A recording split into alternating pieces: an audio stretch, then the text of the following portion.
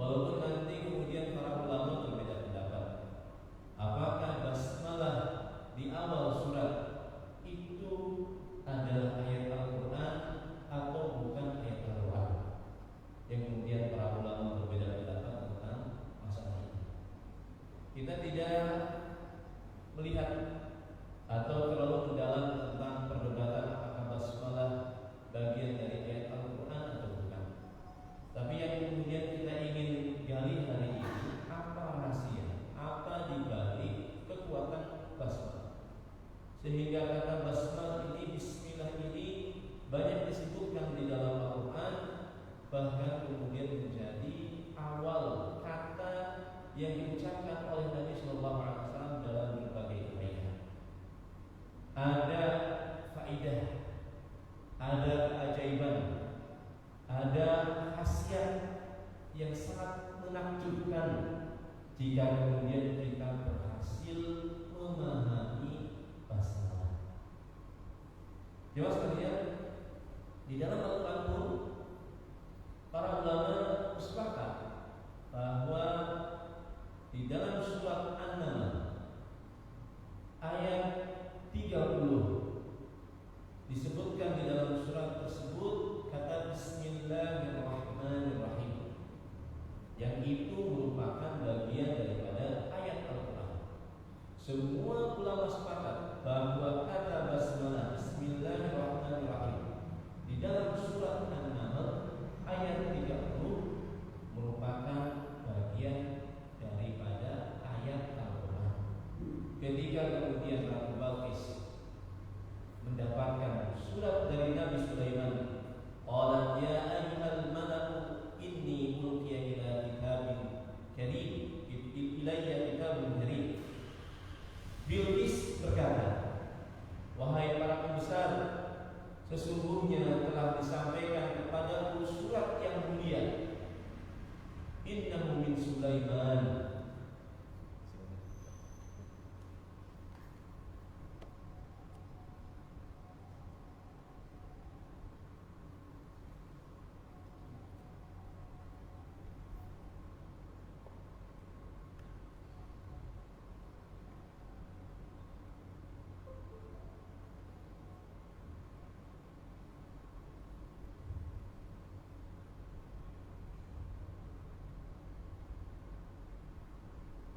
Innahu min Sulaiman wa innahu bismillahirrahmanirrahim.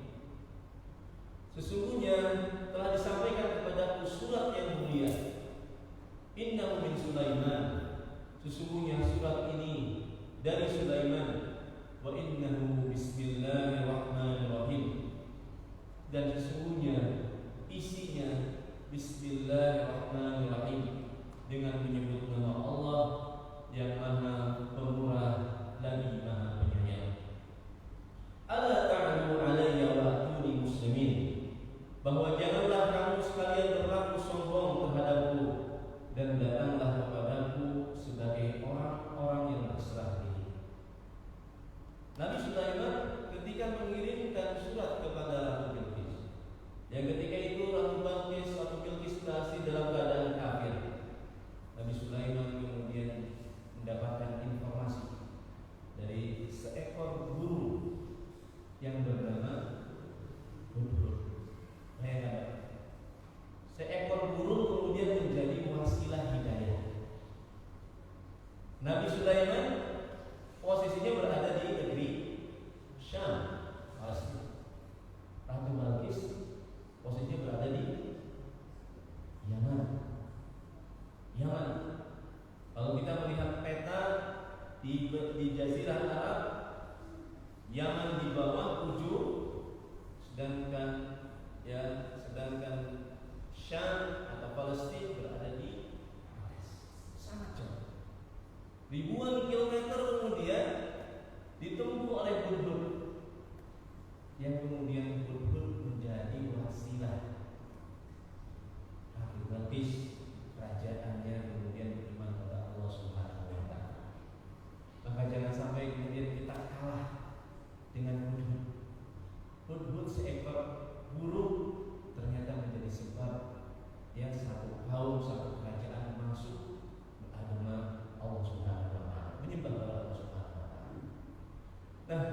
Di dalam suratnya kemudian Nabi Sulaiman menulis Bismillahirrahmanirrahim. Suratnya tidak panjang, hanya 2 kalimat yang kemudian diucapkan, Bismillahirrahmanirrahim, ala ta'lu alayya wa'tuni.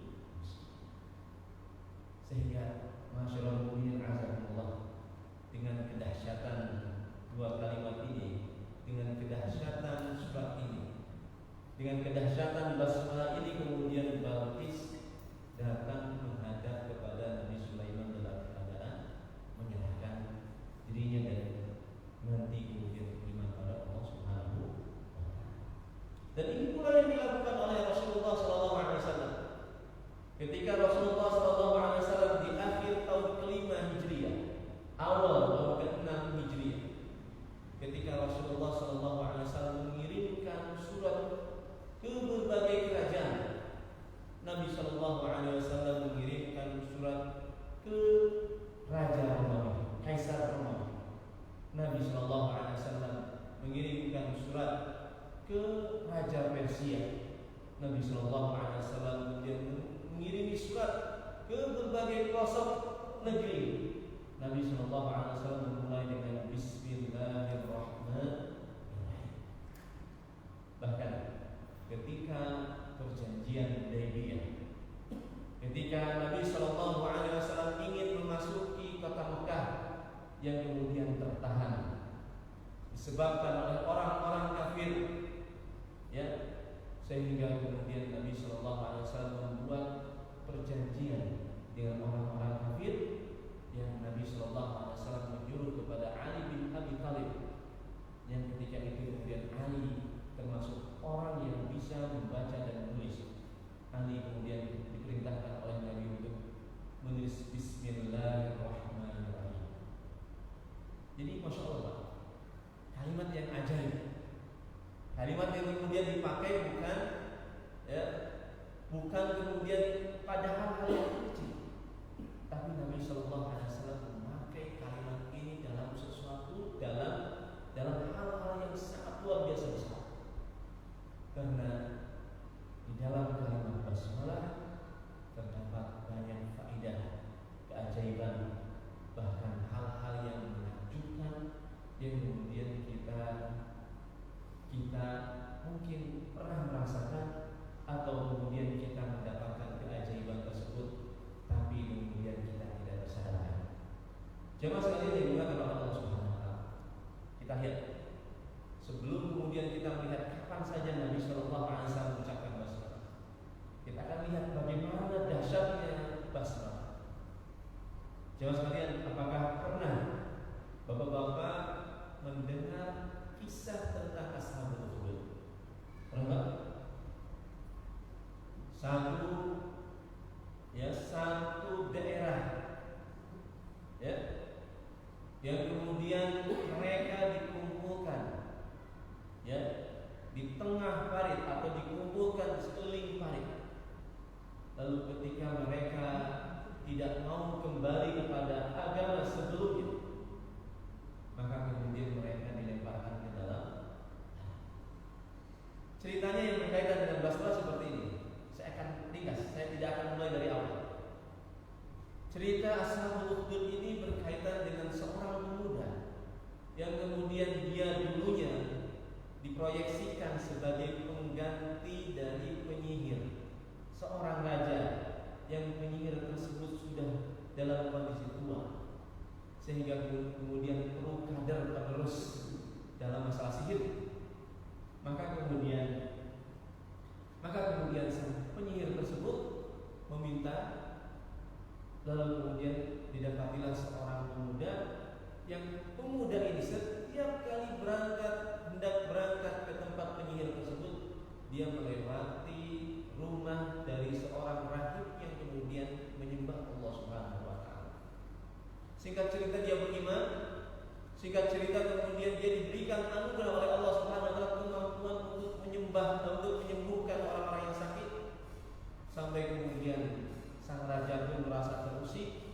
Maka kemudian sang raja tidak tinggal diam untuk menghentikan dakwah dari pemuda tersebut.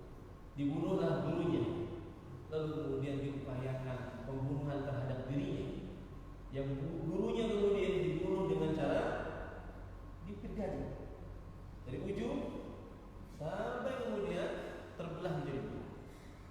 Lalu kemudian sang murid pun diancam dengan siksaan, dengan uji coba pembunuhan. Maka kemudian sang pemuda dibawa ke atas gunung oleh beberapa orang pengawalnya. Lalu kemudian ketika di atas gunung tersebut, sang raja menitipkan pesan kepada para pengawalnya, jika kalian sudah berada di atas gunung, maka lemparkanlah pemuda tersebut. Maka ketika sudah sampai puncak gunung tersebut, maka sang pemuda berdoa kepada Allah, ya Allah, lindungilah aku dari mereka. Maka kemudian gunung pun bergetar. Lalu kemudian para pengawal raja tersebut terjatuh, sehingga kemudian tidak ada tersisa seorang pun dari mereka kecuali pemuda tersebut. Maka sang pemuda datang kembali kepada sang raja. Lalu kemudian sang raja merasa kaget. Lalu kemudian sang raja kemudian mengulangi percobaan pembunuhan kembali. Dia mengirimkan pasukannya, memerintahkan kepada pasukannya, bawa dia ke tengah lautan. Seandainya kalian kalau sudah mendapati tengah laut, maka tenggelamlah. Maka ketika sudah sampai tengah laut, maka sang pemuda tersebut berdoa, ya Allah, lindungilah aku dari mereka. Maka kemudian semua pengawal tersebut hanyut, diterjang ombak yang sangat besar, yang selamat hanya pemuda tersebut. Maka sang pemuda pun datang kembali kepada sang raja. Lalu kemudian sang pemuda mengatakan, wahai raja, engkau tidak bisa membunuhku. Engkau tidak bisa membunuhku kecuali dengan syarat. Engkau ambil anak panah ini dan engkau kumpulkan semua orang-orang masyarakat di satu tempat, satu lapangan. Engkau ambil anak panah ini, lalu kemudian ucapkanlah Bismillahirrahmanirrahim. Ucapkanlah Bismillahirrahmanirrahim dengan menyebut nama Tuhan pemuda ini.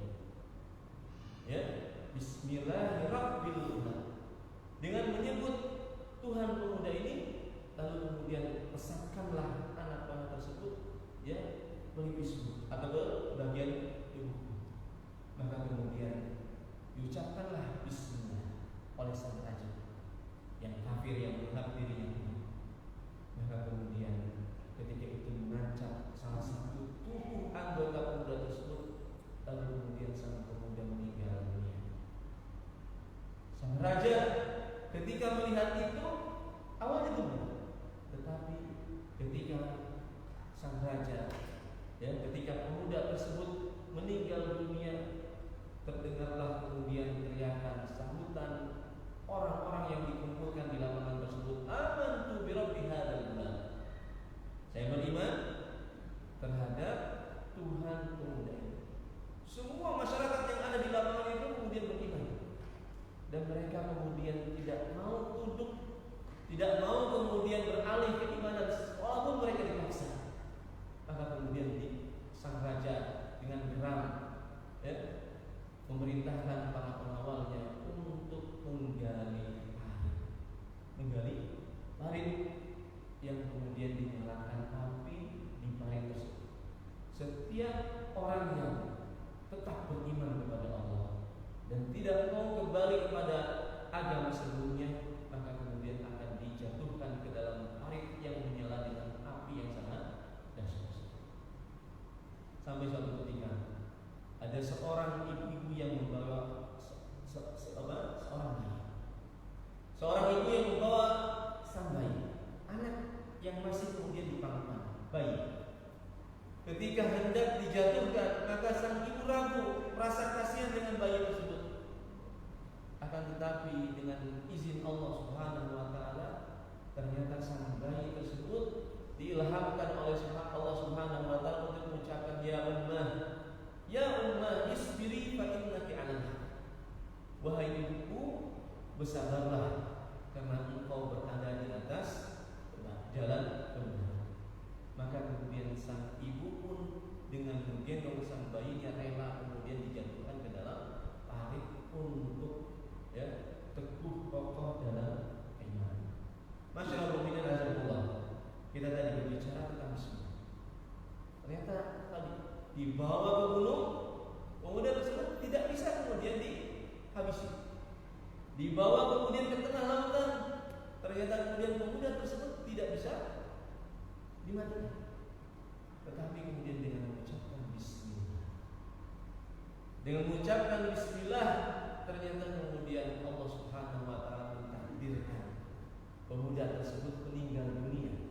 Akan tetapi fisiknya meninggal dunia, tapi roh dan pengaruhnya terus hidup, sehingga kemudian menyebabkan masyarakat yang berada dalam kaum tersebut beriman pada Allah Subhanahu wa taala. Ini dahsyatnya basmalah. Dahsyatnya basmalah. Ya. Dahsyatnya basmalah sehingga kemudian menjadikan salah satu wasilah orang kemudian yang mendapatkan agama Allah Subhanahu wa taala. Dan ini bukan satu dua kejadian. Di tahun ke-10 Nabi SAW pernah hijrah, pernah dakwah di Taif. Ketika kemudian 10 hari di Taif ditolak dakwahnya. Lalu kemudian ketika hendak keluar dari Taif dilempar. Berteduhlah Nabi SAW di kebun milik dua orang kafir Quraisy, Utbah dan Utaibah. Yang di kebun tersebut ya ada seorang budak yang dia bertugas merawat kebun tersebut yang bernama Anas. Ya, yang Anas ini kemudian diperintahkan oleh tuannya yang masih dalam keadaan kafir karena mereka merasa iba dengan kondisi Nabi yang berdarah-darah. Sang tuan kemudian memerintahkan kepada Anas untuk membawakan ya anggur untuk diserahkan kepada Nabi dan Zaid. Diserahkanlah anggur tersebut kepada Nabi. Nabi kemudian sebelum memakan anggur tersebut, Nabi mengucapkan bismillah. Maka kemudian Anas mengatakan, Anda dari mana? Saya dari Makkah. Pasti Anda bukan orang sini. Kemudian orang Taif. Apa yang Anda ucapkan itu sama dengan apa yang diucapkan oleh Nabi yang diutus di Nainawa, yaitu adalah Nabi Musa. Maka ketika itu Anas pun mengucapkan asyhadu an la ilaha illallah wa asyhadu anna Muhammadan rasulullah. Nabi SAW boleh ditolak di Taif, dihinakan di Taif, tapi ketika pulang Nabi SAW menjadi kasih. Hidayah tersampaikan kepada Anas melalui ucapan tidak syarat bismillah. Dahsyat. Karena kita akan lihat dulu kenapa kemudian bismillah itu dahsyat. Kalau kita ingin melihat kedahsyatan bismillah, maka pahami, dalami bismillah tersebut. Kita akan lihat. Ya. Bismillah terdiri dari 19 huruf. Kalau kita pisahkan ada 5 kata. Huruf ba, huruf ada kata isim, ada lafzul jalalah, lafaz yang mulia yaitu adalah Allah, ada kata Ar-Rahman dan kata Ar-Rahim.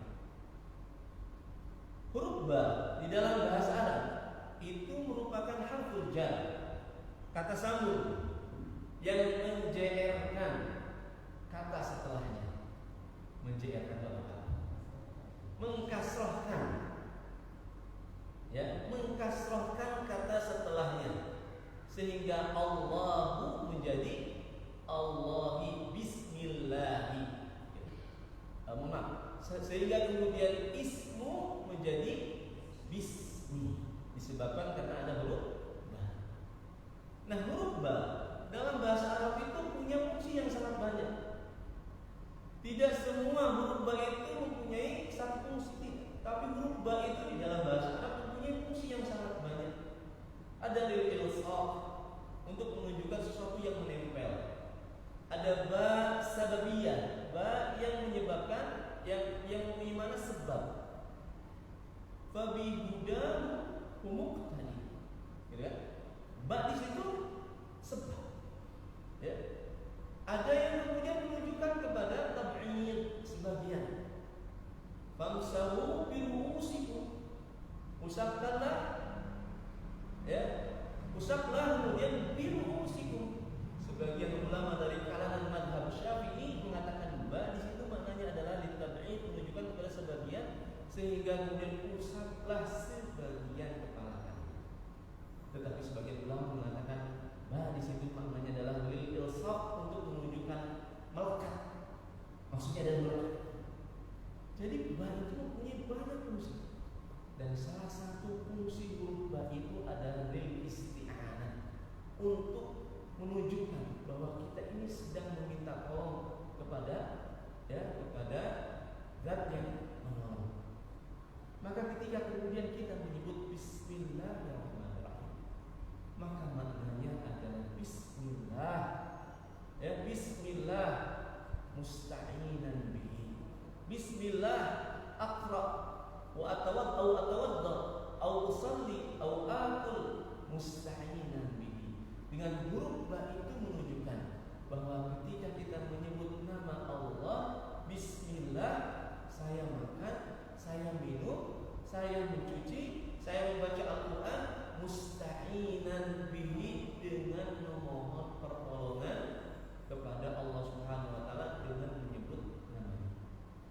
Jadi ketika kita menyebut bismillah, kita ini sedang meminta tolong kepada. Jadi ketika kemudian kita melakukan, misalnya hari ini kita taklim kajian bismillah, maka ketika mengawali kajian ini dengan bismillah, maka maknanya adalah kita sedang meminta tolong kepada Allah ketika kita sedang melakukan taklim ini. Meminta tolong kepada Allah agar kemudian Allah memberikan ilmunya kepada kita. Meminta tolong kepada Allah Subhanahu wa taala agar kemudian Allah memberikan petunjuk dari ilmu tersebut kepada kita. Meminta tolong kepada Allah Subhanahu wa taala agar kemudian kita bisa bersabar, duduk, ya, untuk mengkaji ilmu Allah Subhanahu wa taala.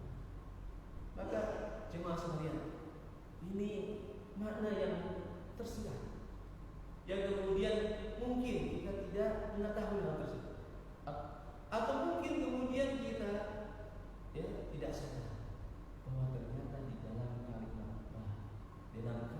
dalam kalimat bismillah ini terdapat makna isti'anah. Kita sedang memohon pertolongan kepada Allah.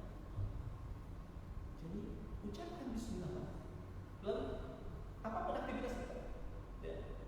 Bismillah, baca bismillah, makan bismillah, menyembelih bismillah, ya, berangkat ke masjid bismillah, naik kendaraan bismillah. Kenapa? Kita sedang meminta tolong kepada. Lalu kemudian yang kedua, yang selanjutnya, bismillah, ada kata ismi,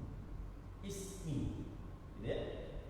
Sejatinya di situ ada huruf hamzah, tetapi huruf hamzah tersebut dibuang untuk memudahkan, meringankan, karena kalimat bismillah ini sering disebut, sering kemudian ditulis sehingga dihilangkan. Dan ini biasanya terjadi ketika lafaz bismillah setelahnya kalimat Allah, setelahnya adalah lafaz yang mulia, yaitu adalah kalimat Allah.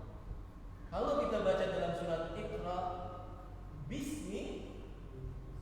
bismi rabbika, ada kata rabbika di situ, ada setelah ismi itu, maka huruf hamzah dalam kata isminya tidak dibuang. Ya, huruf hamzah dalam kata isminya tidak dibuang. Biasanya dibuang hamzah di dalam kata ismi ketika setelah kata ismi ini, ya, lafzul jalalah, lafaz yang mulia, yaitu adalah kata Allah, maka dibuang. Lalu kemudian ismun itu dalam bahasa Arab berasal dari, para ulama mengatakan berbeda pendapat. Ada para ulama yang mengatakan dari kata wasmun. Wasmun itu adalah alamah, tanda. Ya, nama itu kan tanda. Saya Iwan, ditandai kan? Iwan. Nama itu adalah tanda. Sebagian ulama mengatakan bahwa kata ismun itu diambil dari kata sumu, tinggi, yang ketika orang disebut namanya, maka kemudian dia akan berbeda dengan yang lain. Ketika saya sebut Pak Bari, ya, maka yang muncul adalah Pak Bari, tidak yang lain. Sebagian ulama mengatakan demikian. Tapi ala kulit, saya tidak kemudian membahas secara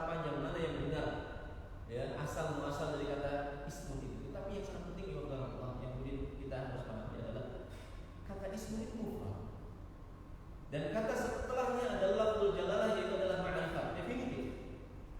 Ya. Dalam kaidah bahasa Arab, ketika lafaz mufrad bersandar kepada kata yang setelahnya yang dalam keadaan ma'rifah definitif, maka maknanya adalah umum. Maka mempunyai faidah umum. Maksudnya apa? Ketika kata ismu itu kan nama. Kalau di kita ismu itu tunggal kan? Nama. Kalau disebut nama tunggal, cuma satu nama. Tetapi ketika kata nama ismu ini disandarkan kepada kalimat yang ma'rifah, maka mengandung makna nama seluruh nama. Artinya adalah ketika kita menyebut bismillah adalah ya kita sedang mengucapkan dengan menyebut seluruh nama Allah. Dengan menyebut seluruh nama, kita tidak menyebut satu nama saja, tapi menyebut seluruh nama. Yang nama Allah Subhanahu wa taala itu ada berapa, Pak? Ada berapa? Nama Allah itu lebih daripada 99. Dalam hadis Nabi sallallahu alaihi wasallam, Nabi sallallahu alaihi wasallam kemudian mengajarkan kepada kita doa agar kemudian hati kita tenang. Allahumma inni abduk bani abdik bani imaik nawasi biyadik madin fi hukmuk adlun fi qada'uk as'aluka bi kulli ismin huwa lak. Aku memohon dengan setiap nama yang kau miliki, sampai bihi nafsak, yang kau menamai diri kau dengan nama tersebut, au 'allamtahu ahadan min khalqik, atau engkau mengajarkan nama tersebut kepada makhluk, salah satu makhlukmu, au anzaltahu fi kitabik, atau nama yang kau turunkan di dalam kitabmu, au istaghfarta bihi fi 'ilmil ghaibi indak, atau nama yang kemudian engkau rahasiakan di dalam ilmu. Artinya ada nama yang dirahasiakan oleh Allah Subhanahu wa taala di dalam ilmu Allah Subhanahu wa taala. Artinya kalau ada nama yang dirahasiakan oleh Allah Subhanahu wa taala, maka jumlah nama Allah itu bukanlah 99. Begitu saja kan itu kenapa ya? Jadi 99 itu ada yang mengatakan 100-nya adalah itu yang dicari. Ya, 100-nya. Yaitu persepsinya menjadi banyak tafsir.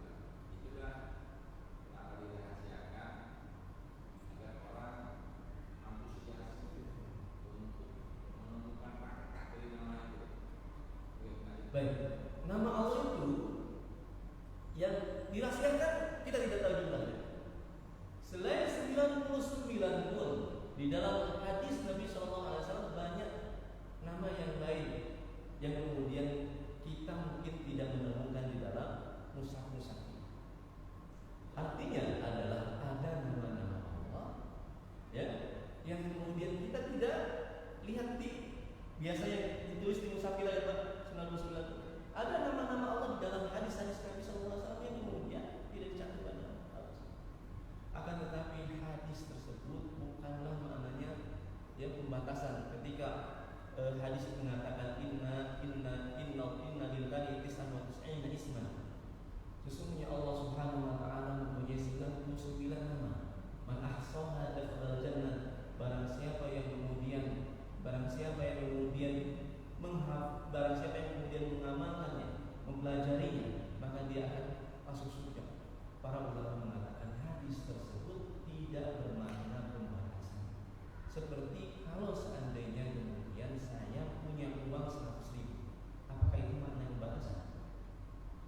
100.000 mungkin tidak ada di sini, tapi di rumah saya punya lebih daripada 100. Jadi para ulama kemudian mengatakan ya hadis tersebut maknanya adalah bukan pembatasan, tetapi ingin menunjukkan tentang keagungan daripada 99 nama tersebut. Walaupun para ulama pun berbeda pendapat tentang ya 99 itu apa saja. Kembali ke sini. Nah, ketika kemudian kita menyebut Ismullah, nama Allah, ya, ini kita sedang Bismillah, maka kita ini bukan menyebut satu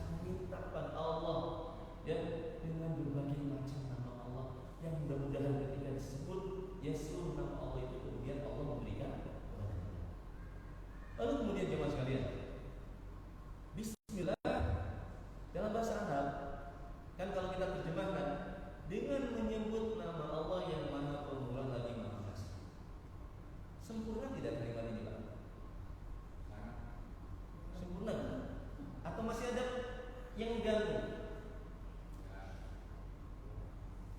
Ada yang kurang sebenarnya.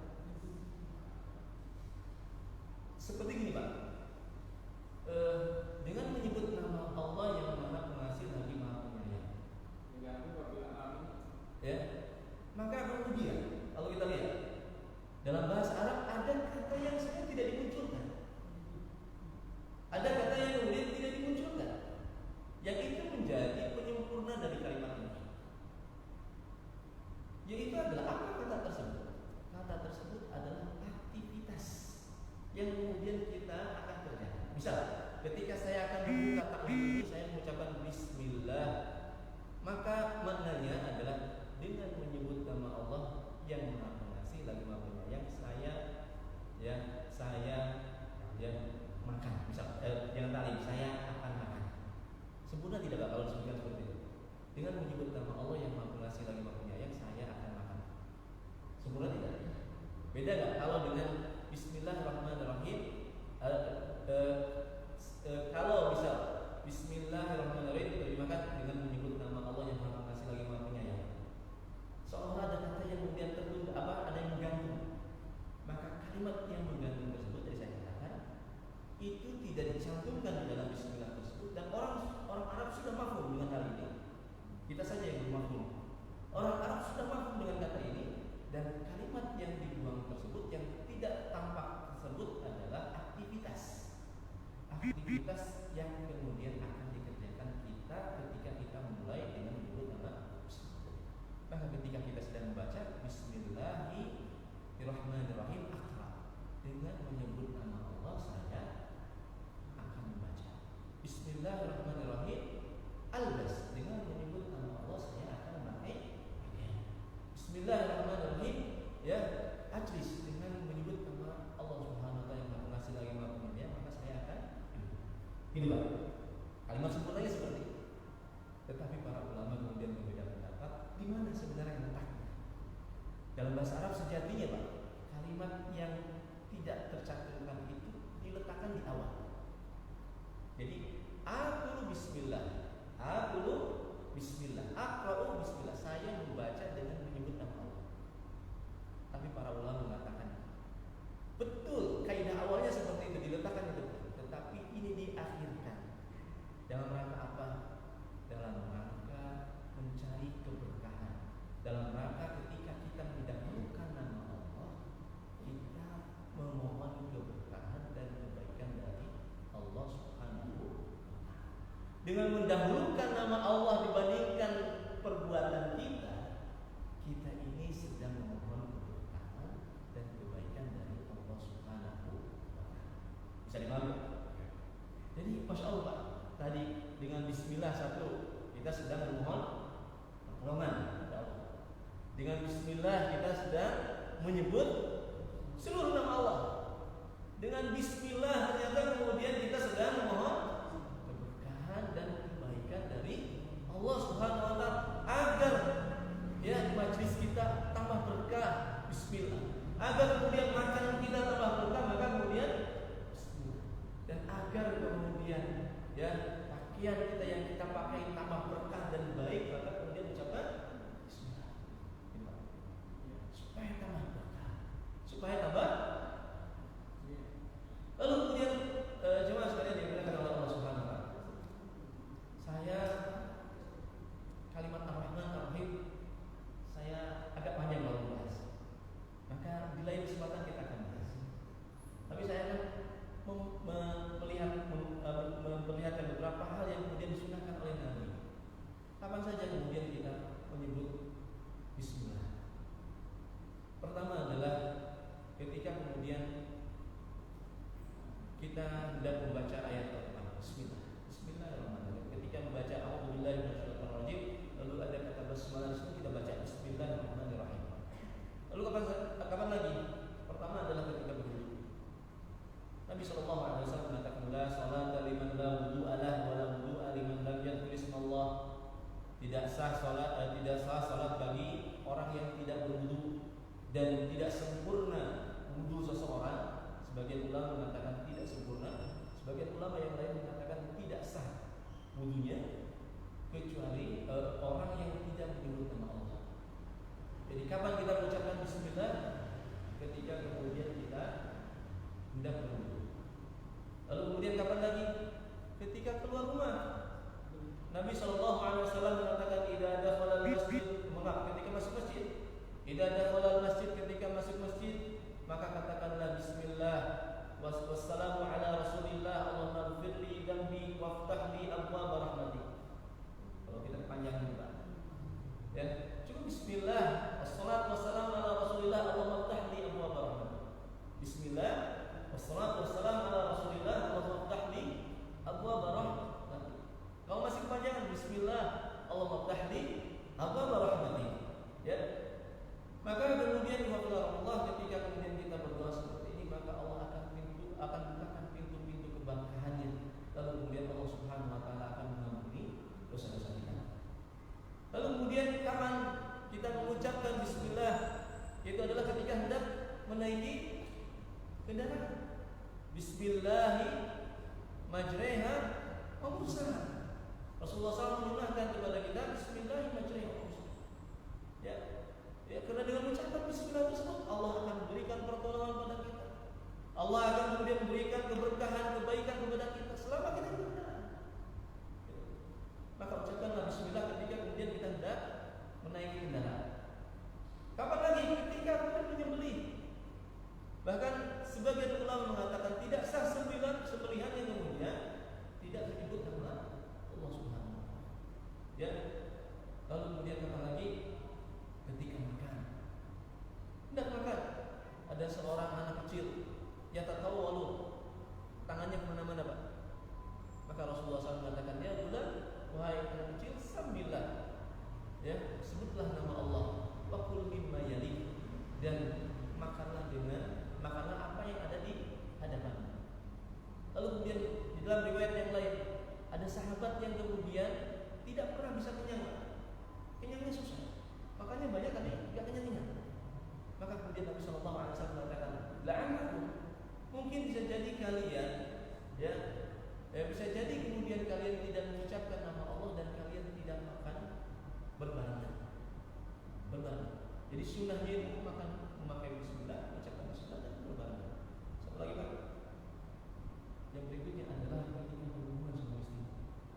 Bayangkan ketika berhubungan sama istri itu dianjurkan untuk berdoa. Bismillah, Allahumma jadikan syaitan wa jadikan syaitana razaqan. Ya Allah, jauhkanlah kemudian kami dari setan dan jauhkanlah setan dari apa yang Engkau karuniakan kepada kami, yaitu adalah keturunan. Rasulullah SAW mengatakan, wa ruziqa waladan lam yakul syaitan. Kalau orang yang mengucapkan basmalah ketika hendak berhubungan lalu kemudian diberikan rezeki anak, maka setan tidak akan membahayakan. Maka kalau seandainya hari ini setan masih terus-menerus mengganggu anak kita, bisa jadi ketika produksi dulu kita tidak mengucapkan bismillah. Allah